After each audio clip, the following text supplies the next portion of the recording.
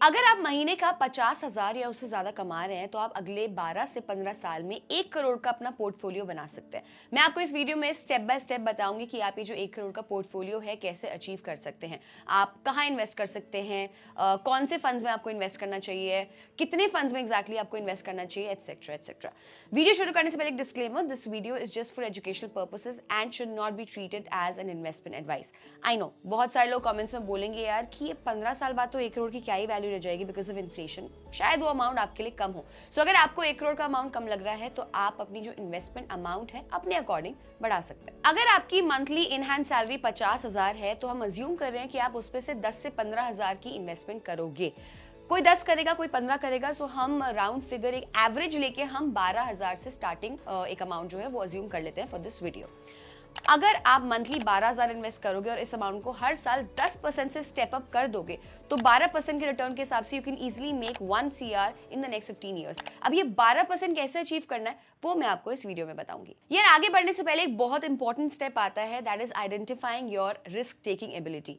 आपका जो पूरा पोर्टफोलियो है आपके रिस्क एपेटाइट पे डिपेंड करता है। आपकी जो रिस्क एपेटाइट है will depend on 4 factors: your age, your experience in the market, your current net worth and your reaction to the market changes. अगर आपको मार्केट में 2 साल से कम का एक्सपीरियंस है then automatically you should count yourself as somebody with low risk appetite. अगर आपके पास अभी कोई सेविंग्स नहीं है then also you are counted as low risk appetite वाली कैटेगरी। एंड अगर आप मार्केट करेक्शन में 10% के करेक्शन से अगर आप पैनिक करने लग जाते हैं तो भी आपकी लो रिस्क एपेटाइट है।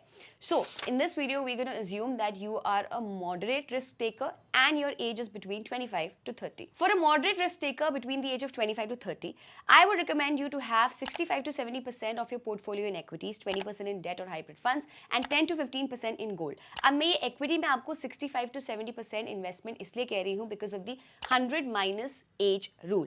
ये कहता है कि अगर आपकी जितनी भी एज है अभी उसको आप 100 में से माइनस कर दो, वो जितना भी आता है उतना परसेंट आपको इक्विटी में इन्वेस्ट करना चाहिए। सो 25 to 30 वाली कैटेगरी में अगर हम 30 माने तो 100 minus 30 is 70, तो 70% आपको इक्विटी में इन्वेस्ट करना चाहिए। और अगर हम गोल्ड की बात करें तो उसमें तो आपको आंख बंद करके SGB या सॉवरेन बॉन्ड्स में इन्वेस्ट कर देना चाहिए। It is by far the most efficient way to invest in gold अगर आप 8 साल से ज्यादा के लिए इन्वेस्ट कर रहे हैं तो। In case of debt and hybrid funds, you can invest in a mix of instruments like PF, FD, hybrid funds, etc. अब देखते हैं कि जो आपको मेजॉरिटी ऑफ द मनी है वो कैसे इन्वेस्ट होना चाहिए। इस केस में मैं अपने पोर्टफोलियो को 2 कैटेगरी में डिवाइड करूंगी, कोर एंड सैटेलाइट। कोर में मैं ऐसे फंड्स रखूंगी जो मेरे पोर्टफोलियो को स्टेबिलिटी देगा एंड लॉन्ग टर्म ग्रोथ में हेल्प करेगा। कोर में I would allocate 60 to 70% of my equity portfolio. So इस केस में मैं 2-3 फंड्स पिक करूंगी from large cap, mid cap, flexi cap and international category. Satellite portfolio में मैं थोड़े aggressive and growth specific funds पे फोकस करूंगी। My satellite portfolio will keep on changing depending on the specific opportunity, whereas my core portfolio will remain the same for the next 15 years. I will allocate 30 to 40% in my satellite portfolio and I will pick 1 to 2 funds from the small cap category, momentum funds and sectoral funds. So this is how my portfolio is going to look. Please note this is for a moderate risk taker जिसकी as 25 to 30 के बीच में है. This will look completely different for somebody with higher risk capacity and higher age.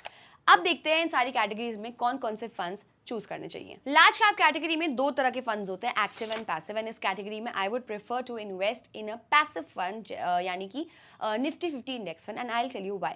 या देखो जो भी top 25 large cap funds होते हैं ना, उसमें से 6-7 फंड्स ऐसे होते हैं जो कि इंडेक्स को बीट कर रहे होते हैं, लेकिन आज तक कोई भी एक ऐसा फंड नहीं हुआ जो कि कंसिस्टेंटली इंडेक्स को बीट कर रहा है। 3 से 4 साल पहले Axis and Mirae were performing really well, but आज की डेट में वो इंडेक्स को बीट नहीं कर रहे हैं। एंड ऐसा इसलिए क्योंकि on an average 85 to 90% mutual funds fail to beat the index.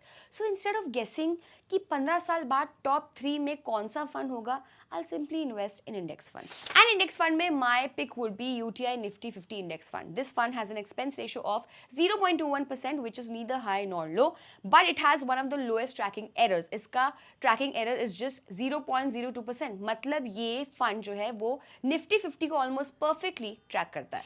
In the mid cap category, my pick would be either PGIM India Mid Cap or Nippon India Growth Fund. Nippon का expense ratio and exit load थोड़ा सा ज्यादा है, but it makes up for it by it's consistent performance. अभी recent past में PGIM की जो performance है had taken a slight hit, but almost सारे फंड्स की जो परफॉर्मेंस है वो साइक्लिकल रहती है। जब वो अच्छा परफॉर्म करते हैं, so they make up for this temporary dip. In the flexi cap category, my pick would be Parag Parikh flexi cap. It is one of the most consistent funds in the past 5 to 7 years.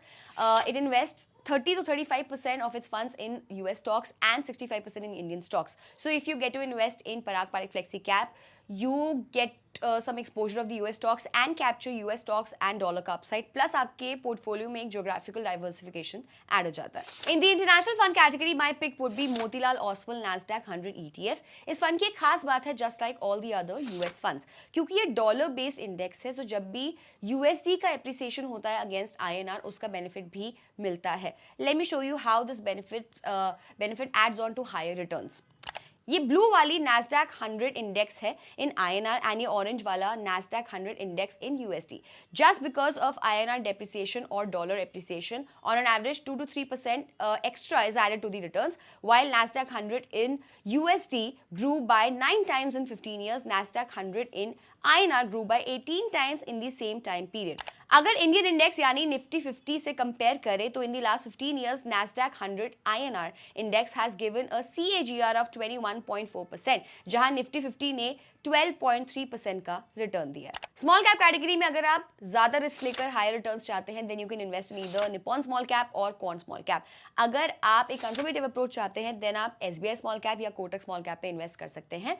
यहाँ पे I would like to mention कि अभी recent news आई थी, SEBI is suspecting some kind of front running case in Quant funds. Front running is a type of fraud जहां fund managers को पहले से ही सीक्रेट डील पता लग जाती है अपने सोर्सेज से, एंड दे ईदर बाय और cell stocks of those company to make profit from such secret deals. तो जब तक ये क्लियर नहीं हो जाता, I would recommend you to stay away from any funds of Quant AMC. बाकी सारी कैटेगरीज में alternate funds जो है वो हमने आपको सजेस्ट कर ही दिए हैं. In the momentum category, my pick would be UTI Nifty 200 Momentum 30 Index Fund. To understand momentum investing, think of it like riding an established trend. Momentum investment में क्या होता है, आपके जो स्टॉक्स होते हैं उसका 3 मंथ्स या 6 मंथ्स का जो ट्रेंड है वो नोटिस किया जाता है. प्राइस अप ट्रेंड था या डाउन ट्रेंड था. जो आपका मोमेंटम बेस्ड पोर्टफोलियो होता है, that is constructed believing that funds which have performed relatively well will continue to perform well. Here, let me make it very clear that momentum investing is riskier than Nifty 50 or Nifty 100. It may undergo period of relative underperformance when there is sharp change in the market, like sharp drop or sharp recovery. But जब भी momentum आता है, then it more than makes up for its underperformance. So this index is suitable for people who can afford to take slightly more risk in comparison to Nifty index, but the returns will be worth the risk. The last category is sectoral funds. Yeah, generally I do not suggest any fund in this category because कौन सा sector अगले 10 से 15 साल में consistently अच्छा perform करेगा, it is very hard to predict. But a lot of Indian people are bullish about 3 categories, tech, manufacturing and BFSI. काफ़ी experts भी कह रहे हैं कि इंडिया अगले 10 से 15 साल में इन एरियाज में काफ़ी अच्छा परफॉर्म करेगा, बट हमारा इस पे ऑनेस्टली कोई व्यू नहीं है. सो अगर आप भी किसी भी सेक्टर में अगर आप बुलिश हैं तो आप एक उस कैटेगरी का एक फंड कंसिडर कर सकते हैं अपने सैटेलाइट पोर्टफोलियो में. So this is how your portfolio is going to look to comfortably achieve 12% returns over the next 15 years. Again ये एक मॉडरेट रिस्क टेकर का पोर्टफोलियो ऐसा दिख सकता है. लो रिस्क टेकर या हाई रिस्क टेकर का पोर्टफोलियो अलग होगा, उनकी एलोकेशन अलग होगी कोर एंड सैटेलाइट पोर्टफोलियो में. अगर आप हाई रिस्क टेकर हैं तो आप स्मॉल कैप फंड्स या मोमेंटम फंड्स में इन्वेस्ट कर सकते हैं. अगर आप लो रिस्क टेकर हैं तो आप हाइब्रिड फंड्स या निफ्टी इंडेक्स फंड्स में इन्वेस्ट कर सकते हैं. अगर आप इनमें से किसी भी फंड में इन्वेस्ट करते हैं, सो इसका रिव्यू कमेंट सेक्शन में जरूर छोड़िएगा. टिल देन, बी किफायती.